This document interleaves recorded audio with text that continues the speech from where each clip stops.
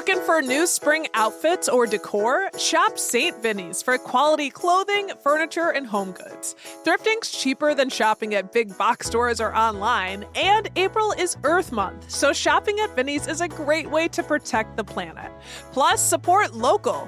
All dollars spent at St. Vinny's stay in Dane County. Proceeds go to local food pantries, pharmacies, microloans, housing support, and more. Follow at Vinny's Dane County on Facebook and Instagram to be notified when special events are coming up or to see the latest finds in store. Looking for a summer experience your child will never forget?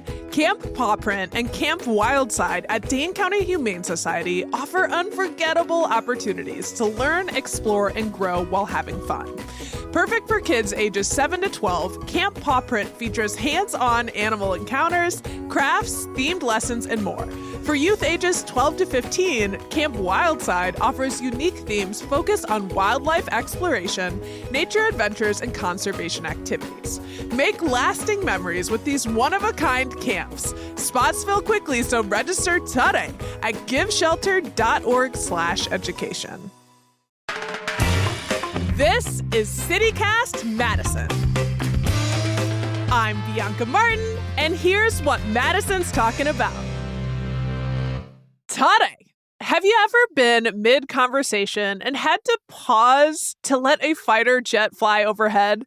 Maybe for a couple minutes? Yeah, me too. And it's often when we're recording interviews for this podcast. You may have even heard some fighter jets once or twice on our show. We try to keep them out of there, but it's really changed the soundscape of Madison, and we want to talk about it because one Madisonian is asking specifically, how loud are these F-35 jets, really? Citizen scientist Scott Pigg is searching for the answer with data. Scott is with me now. Welcome to City Cast Madison. Hey, thanks for having me on. Great to be here.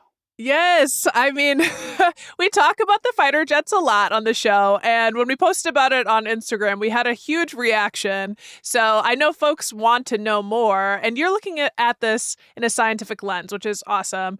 I want to give some context for the fighter jets, which is back in 2020, Truex Airfield was chosen as the bed-down location for a fleet of F-35 fighter jets.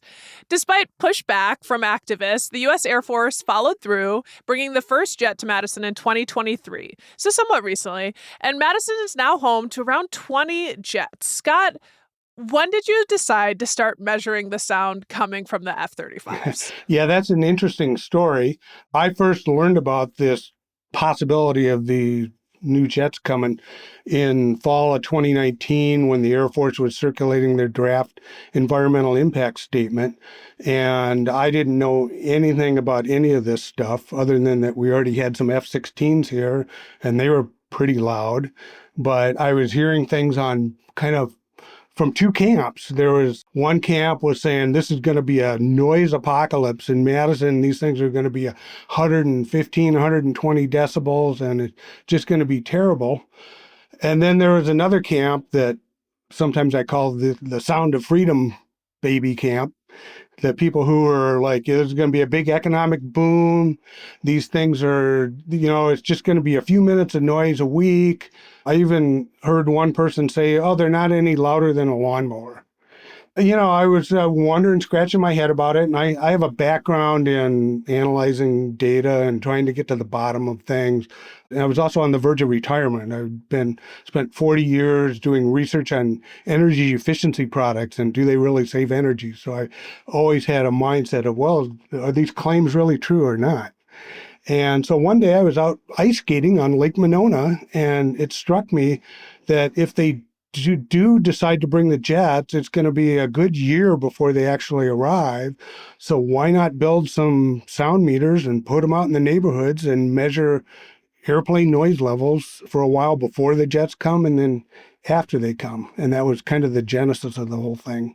Well, it's so smart, too, because, naturally lots of things that the U.S. military does is pretty private and they keep it under wraps. So they tell you some information, but they might not share everything, sometimes for security purposes. So to decide, well, I could do some citizen science on this is Yeah. pretty cool. Oh, yeah. Well, for sure. And the other thing that was really kind of gnawing at me is that that world is full of like noise measurement and modeling jargon and people that kind of talk to each other and they throw around all these acronyms and they made these maps with this metric about how bad the noise is going to be that it seemed like nobody could understand.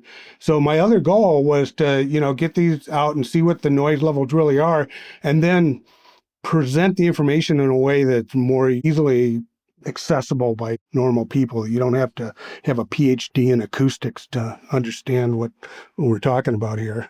Yeah, honestly, I was one of those people trying to understand and look at the maps and figure out because I like nature. I like silence. And I was worried. And, obviously now that they've been here, we have some experience with it. But I want to ask, I understand you have a little over 20 sound monitor machines around Madison that you put out and about. Did you need a permit or permission to do that? Is there totally above board? Anyone can just do that? Or what was that process like? Well, the way it works is I built these little meters and then I looked for volunteers, for mostly homeowners, to step forward and say, yeah, you can put one of these meters in my backyard. And so I come over and I put it on a stake in the ground, and then I connect up to their Wi-Fi, and it basically just transmits 1 decibel reading a second back to a computer at my house. And so they just sit there 24/7 transmitting the noise levels. And then the other key part of this whole thing is I've got an antenna up on my roof that is pulling in aircraft data, because these days all the aircraft in the area have to transmit who they are, where they are, what their speed is, what their altitude is, like every second. And then I have these computer programs that go through and say, oh, an aircraft went by this meter at that time, and oh, there's a spike in the decibel level, so that was an aircraft noise event. Honestly, you're giving like coolest dad ever vibes, or a cool uncle or cool mentor, like having a scientist like, you know what, we're going to figure this out. We're going to build these machines and we're going to ask people to put them out. Like, this sounds like the most fun adventure, but also for such a worthy cause. Like you said, like helping the public understand what the impacts of this noise might be and just where the noise levels are at. And I can speak for myself. I feel like I personally find myself in different areas around the city and I'm like, this is a hot spot. Are there hot spots for the F-35s? Are there flight paths? What does that look like? Yeah, for sure there are hot spots. And maybe we could start with, what the data show. And now I'm up to, I think, 470,000 noise events and 1.7 billion decibel readings or something like that. What the data show is that there's like two kinds of airplanes that are responsible for more than 80% of the noise in the vicinity of the airport. And it's the commercial airliners, because there's lots and lots of them. And it is the fighter jets, because they're super loud. So the commercial airliners are about 2/3 of all the noise. The fighter jets add maybe another 20 to 25% of the noise, but they punch way above their weight because they're only like 5 or 10% of the airplanes that fly over. So because they're so loud, they contribute way more to the noise landscape. So the airliners, Madison's got 3 runways, but only one of those is used by the airliners and the fighter jets, and that's the main one that runs pretty much north-south. And the hot spots are, if you draw a line along that runway and extend it to the south, it kind of comes out through my neighborhood and over Circle Park and then over Lake Monona. All of the airliners do what's called a stabilized approach. So when they come into land, they get lined up with that runway way out over Lake Wabisa and Lake Farm. And then they just fly that exact line all the way in, because they're all about safety. It's all being done on autopilot, and they don't want to be making last minute turns or anything, right? Because that's risky. So there's a hot spot right along that line that gets something on the order of 40 airliners a day going over it. So that's the hot spot for the airliners. The fighter jets, 70% of them take off to the north. There's not very many houses up there, but the few people that do have houses, and one of my noise meters is at one of those houses, they get hammered the most, right? Because they get fighter jets.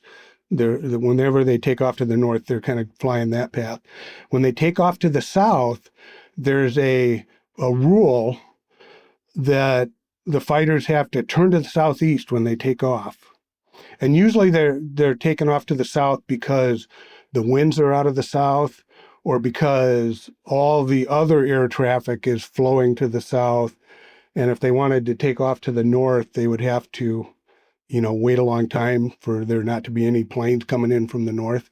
So when they take off to the south, they pretty much immediately turn to the southeast, which takes them out first over the Carpenter Ridgeway neighborhood, and then Hawthorne, and now, kind of think about Fair Oaks and Highway 30. And then they're kind of cutting south of Highway 30, and they're kind of coming along south of Highway 30, heading west over Eastmoreland. And then, they're kind of getting over Cottage Grove Road. And so that's kind of the hot spot for departures.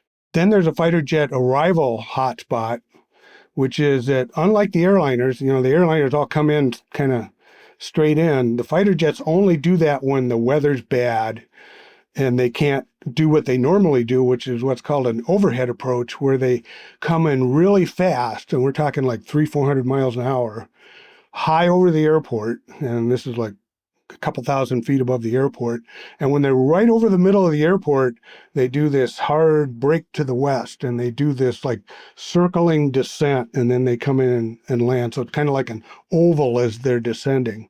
Okay, you can feel that. Like is that possible that you can kind of like hear that they're circling? Oh, around? Absolutely. Yeah, absolutely. And some people, if you're not aware that this is like a military maneuver that they do, and they do it for two reasons. One is to get more planes on the ground faster, because they're often coming in twos or fours or sixes or eights. And the other one is that, like, when they're in a hostile environment, they want to spend as little time as they can at low altitude away from the airport where somebody might shoot at them. So they're kind of doing this thing where they come in high and fast and then get down on the ground as quick as they can, close to the airport. Wow. And some people who don't know that that's what they're doing think they're just like doing laps around the airport for fun or something. But it's actually a maneuver. It's actually a maneuver. And the 115th, who have all the jets, they also will tell you that that's a quieter way for them to get on the ground, because when they have to come in straight in like an airliner, they have to go slower than they normally would. And that means they have to pitch up a lot, and they have to hit the throttle more. So they're really loud when they're coming in slow like that, straight in. When they come in high and fast, it's almost like they're high and fast over the airport, and then they just take their foot off the accelerator and kind of coast in. So it's a little quieter. But so it's even a noise mitigation technique. It is. And the more I've talked to the folks at the 115th, the more I've come to appreciate how much they've thought about this issue and how much they do day to day to try to mitigate it. I mean, it's still god awful loud, but it could be god awful or louder, if that's a thing.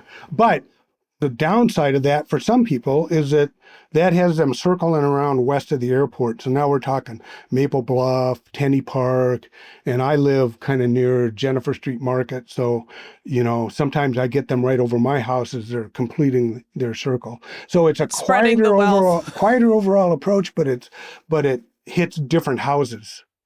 Well, so let's talk about this, because I'm working audio. I think about sound waves. I look at images of sound waves. I think maybe the average person could use a little just explanation about how we're thinking about measuring sound in a scientific sense, and what we're talking about when you talk about the houses on the north side that end up getting hammered. Sound is pressure, right? So can you just talk a little bit about that? Yeah, sure. Without belaboring it too much, but honestly, it's really good to talk about this, because it took me a while to get my head around this at the beginning, because I have no background in acoustics or anything. So, sound is just pressure waves in the air. And like when you think of waves, you think of like water waves going up and down, but this is just like air molecules getting squeezed and expanded. And it's sound if those pressure waves are happening at 20 to 20,000 times a second, right? If it's less than that, it's infrasound. Humans can't hear it. If it's more than that, it's ultrasound, and bats and mice can hear it, but we can't. So sound is just a bunch of pressure waves.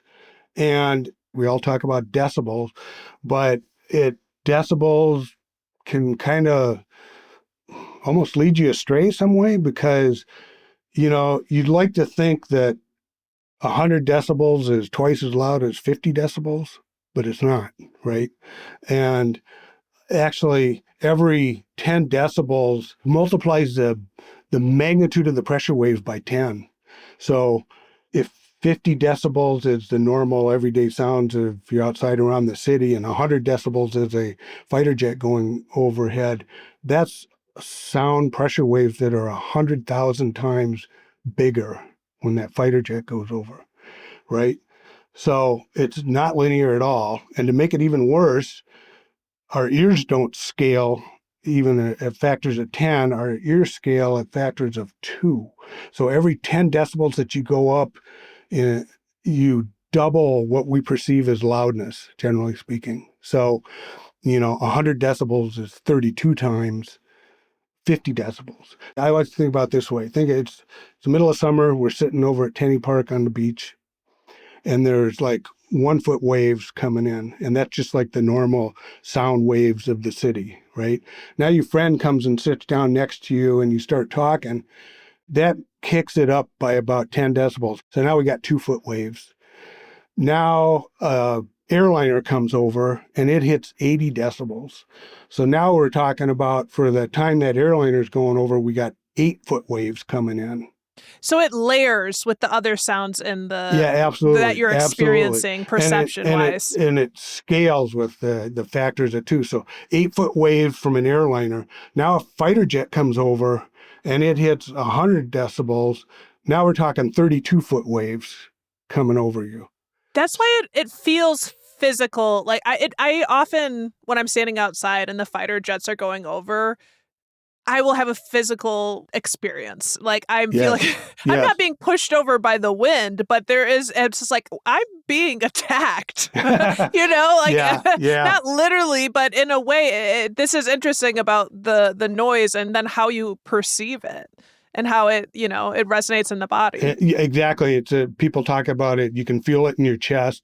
You can feel your windows rattling. And another part of that is actually measured the way we measure noise is the standard decibels we use downweight really low frequencies.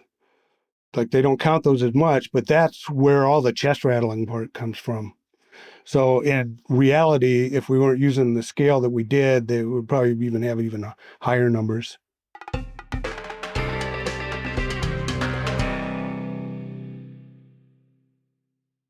Explore the wonders of science! Y'all, it's time for UW-Madison Science Expeditions, the yearly UW campus-wide science open house. Yup, you heard that right. UW is opening its doors to their science labs and research centers to you and your family for free.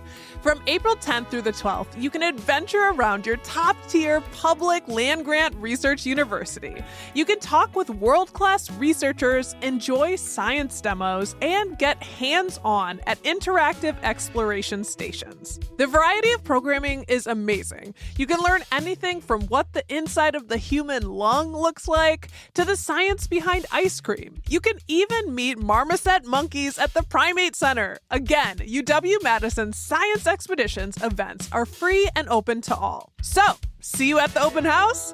Find the full schedule at go.wisc.edu/science expeditions.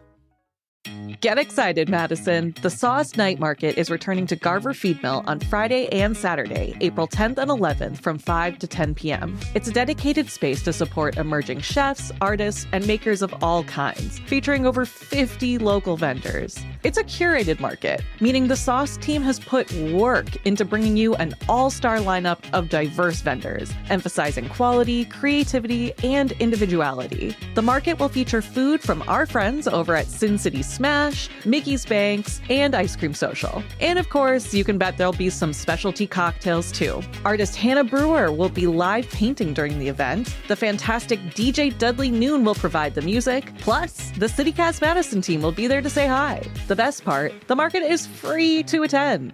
That said, guests are encouraged to RSVP at saucemarket.com. Anyone who RSVPs can enter to win $50 to spend on the vendors. So don't miss it. Get your sauced on, and we'll see you there. I want to talk about the fact that you have a website that's Yes. pretty handy, honestly. And where those over 20 sound monitor machines across Madison are picking up the sound, live data, and that can be seen on msnsound.com. So can you kind of describe for folks what they'll see on that website? And if, for example, an F-35 jet flew over Madison's northeast side right now, like how would that show up on the site? Yes. So the main page for that site is it's a live map of the area around the airport with a little circle for each noise meter that shows the current decibel reading for that noise meter. And as the sound levels increase, the circles get bigger and they go from like being green to orange and then yellow and red and eventually purple, right? So if you watch a commercial airliner come in, and the live map also shows the airliners, on the map. If you watch a commercial airliner come in, what you'll see is the circles right under that path of that thing. The numbers will get bigger and they'll get up and they'll get, maybe yellow or orange or it's something like Fantasia. Like that. Right. It's live. Yeah. Now, when the fighter jets take off like they did this morning to the south, you won't see the planes because they are not required to transmit that kind of aircraft data. So they're kind of invisible to my airplane tracker. But what you will see is just about every meter around the airport go to red or even purple, right? And the locations that are right under the path of the jets, they'll get up there often over 100, sometimes over 110. We've measured as high as 120 decibels. And those will get the biggest and the purplest, so to speak, right? But you will see, and you can just see how much louder the fighter jets are, and you can see how much bigger of an area they affect because they're loud, so the sound travels a lot further. I have one meter way over at Edgewood Cottage that sometimes will light up from fighter jets taking off way over here by the airport.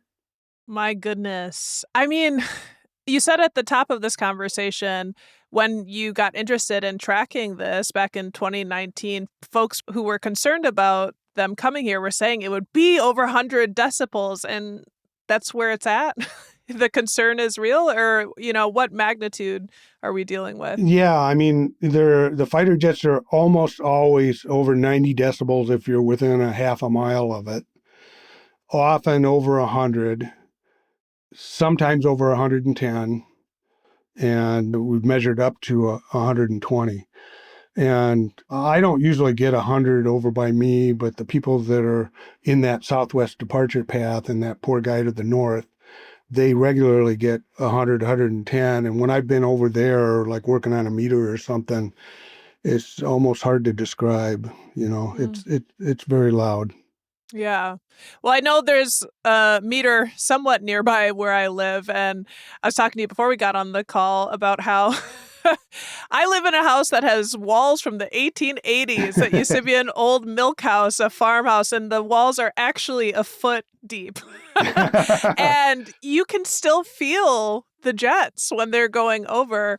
And upstairs, my house shakes when I'm in bed and they're going over. It's just something that I think about, if not on a daily basis, on a weekly basis. And you've been collecting data on this for the last 2 years. Are there any patterns that you have recognized? I know that you've shared some already, but things that stand out to you? Well, yeah. And I think what would be helpful would be to speak to what was the fighter jet noise before the F-35s and after. And by the way, this is a City Cast Madison worldwide scoop because I just put these numbers together in the last week or two, and it's not on my website yet. It will be soon, but not out there yet. So this is like the first time anybody other than my wife is hearing about this stuff. So essentially, the amount of fighter jet noise has doubled since before the F-35s. Like I had about a year and a half of data when we just had F-16s flying around. And then there was a 9-month period where we didn't really have much of anything because they'd stopped the F-16s and they went away and they weren't ready for the F-35s yet. And now I've had several years of F-35s, although they, like you said, they've been kind of gradually adding to their fleet, so to speak. And I think they just got the last jet last May. But when I compare 2025 to that year and a half before when we just had F-16s, it's about twice as much noise. And that's a combination of two factors. One is that there's just a lot more airplanes flying now, right? In 2025, we had about 30 fighter jets launching per week. Back in 2021, when it was all F-16s, it was only 20 launching per week. Yeah, so they're just more jets. Yeah, it's just a lot more jets, so that's a lot more noise. I should point out, not every fighter jet is a local 115th F-35, because we do get, they call them itinerant jets that come in to refuel and go in and out, and we get these training jets, fighter jets that come out of Air Force bases and come up here for the weekend as part of their thing. As a part of the regular soundscape of the city It's included. I can't easily tell you which is a 115th F-35 versus some other fighter jet. I know it's a fighter jet, but it's safe to say that about 90% of the fighter jet noise that I'm tracking is the local ones because they're operating out of here, 3 or 4 days a week and 30 jets a week, or something like that.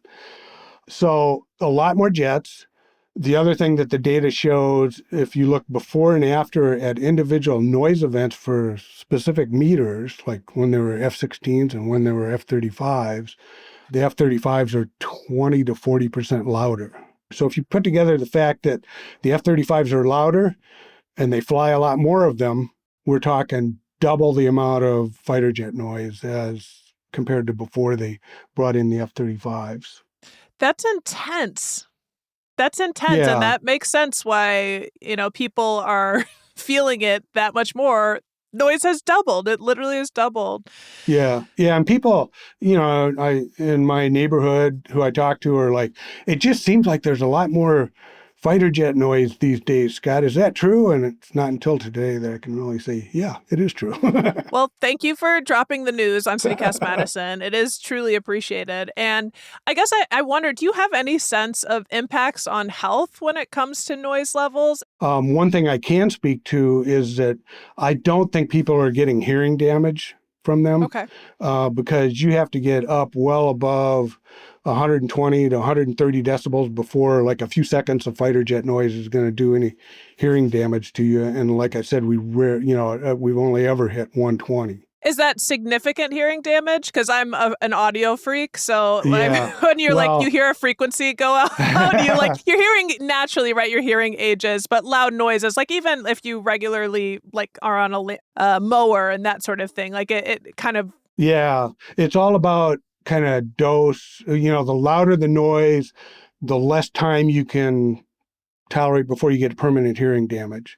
And when you get up into the 130, 40 decibel range, a second or two of noise will damage your hearing forever, right? Got it. But down at 100, 110, what we see here, it's like minutes of continuous exposure before you get that kind of damage. So it's not really about hearing damage, but there's a growing body of literature that I've looked into some that people who live near airports are more likely to have heart attacks and strokes and other adverse health outcomes because, as you and I and a lot of people on the east side know, there's like a startle reflect when suddenly a fighter jet comes out of nowhere and generates 100 decibels of noise. And so probably we live with more stress hormones in our bodies. And there's epidemiological research that shows that People who live in this kind of an environment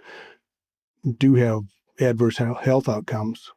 Well, a point you made earlier that I really appreciate is how you've been talking with the 115th about their work and trying to understand more about this issue. And I think the first time we talked about the fighter jets on City Cast Madison, we got a lot of people who loved the conversation. It was a group that was against the fighter jets, and they were saying their reasons for why and the science behind it. And there are others who feel, some in the military, personally attacked. Like, there's a reason that these jets are here. The military identified a location, and just holding that all in balance, I think, is important in this conversation. I don't think that we're here to vilify anyone, and also just recognize and understand the impacts of the noise on folks. Because I have to say, as a Madisonian, I want to invest here and live here, and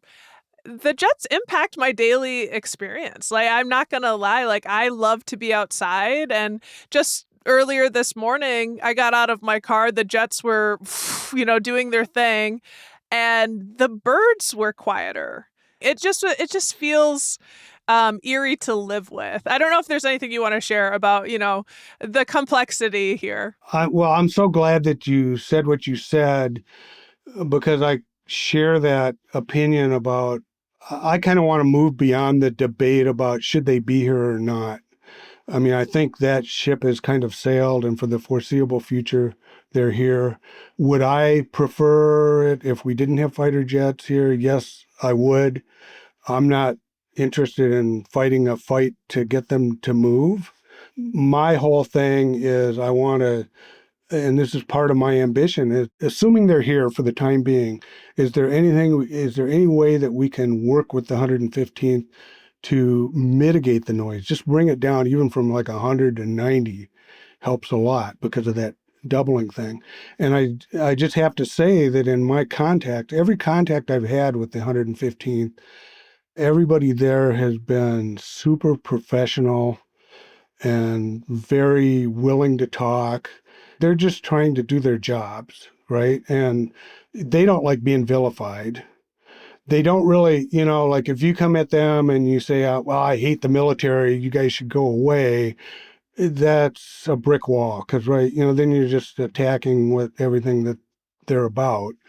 But I think there's a lot of room for conversation here where we can say, hey, some of us don't like the fact that these fighter jets are flying here, but all of us have an interest in reducing the noise exposure as much as possible.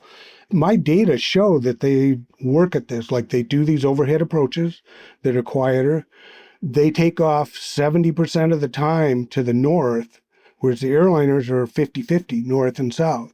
So that says to me that they are making an effort to depart to the north. They never do, like a lot of their training is touch and go landings. They never do those here. They do that all up at Volk Field. And I know that as part of some of the planning process, the airport did some noise modeling about different ways that they could take off to the south.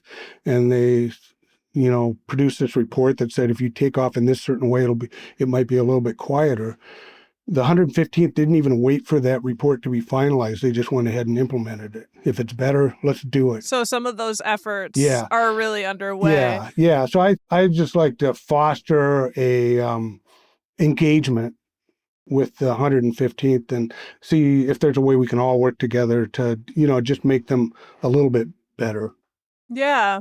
And I should share, last year the U.S. Department of Defense rejected a request for $18 million in noise mitigation funding for homeowners. That was a request made by the Wisconsin Department of Military Affairs. So there's also these different jurisdictions there talking. So that was, discouraging, but the conversation isn't over. And I will say, I had one morning, I was just so frustrated because they were going for, it felt like 5 minutes, and I was outside and I pulled out my camera to get a video and I posted something to Instagram. We've got a second of it. We're going to play it quick.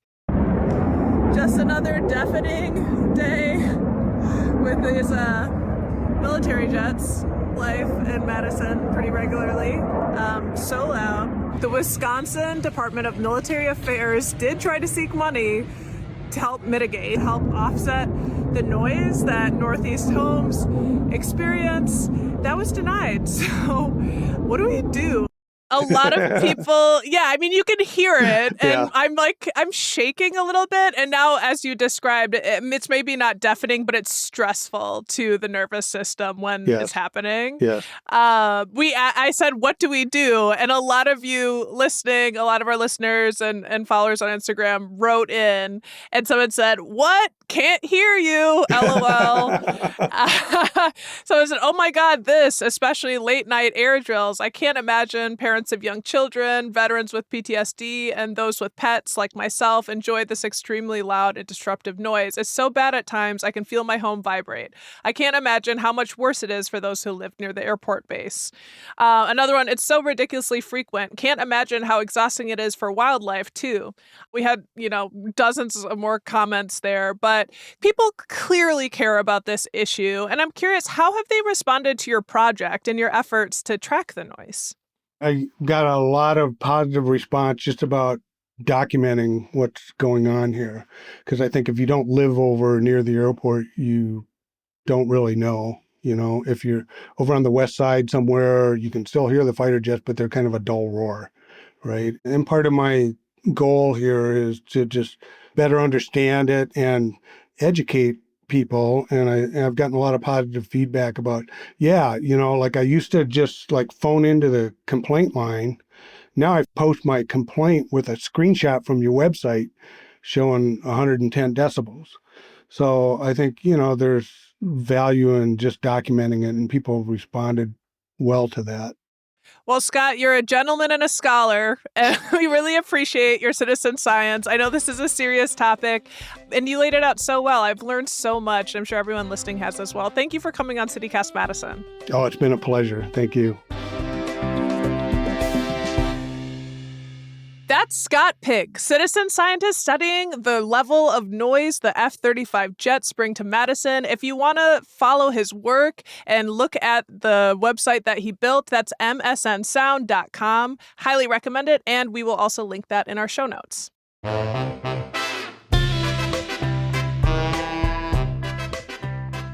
That's all for today here on City Cast Madison. I'm your host, Bianca Martin. Don't forget, you can support the show and get great perks by becoming a City Cast Madison neighbor at membership.citycast.fm. And if you enjoyed today's show, why not share this episode with someone who appreciates data? All right, we'll be back tomorrow morning with more stories from around the city. Until then, take good care and thanks for listening.